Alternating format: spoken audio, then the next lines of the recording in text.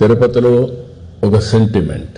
వెంకటేశ్వర స్వామి దేవాలయానికి పోయే దారిలో ఆంజనేయ స్వామి దేవాలయం దగ్గర ఒక చిన్న విగ్రహాన్ని దొంగిలించారు. తిరుమలలో నిత్యం పూజలు అందుకునేటటువంటి ఆంజనేయ స్వామి విగ్రహాన్ని విశాఖపట్నం జిల్లా భీమిలి నియోజకవర్గ తెలుగుదేశం పార్టీ కార్యదర్శి, ఐటీడీపీకి సంబంధించినటువంటి కార్యదర్శి ఎత్తుకెళ్తే చంద్రబాబు నాయుడు గారు అంటున్నారు, చిన్న విగ్రహాన్ని ఎట్లా ఎత్తుకెళ్లారు, మతిస్థిమితంలాగా ఎత్తుకెళ్లాడని చెప్పి మాట్లాడారు. You may be mentally sick.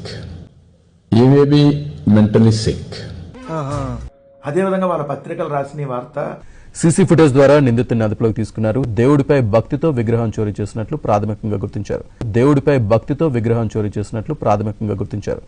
భక్తితో ఎత్తుకెళ్లిపోయాడని రాశారు.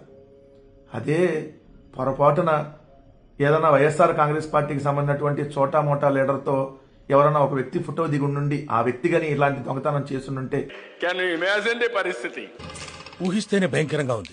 ఎలా ఉన్నాయి ఆ పత్రికలు, ఆ చంద్రబాబు నాయుడు గారి లక్షణాలు అనేది ఒక్కసారి చూడండి.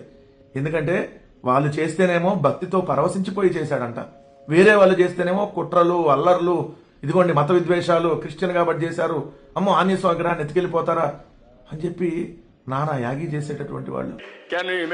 పరిస్థితి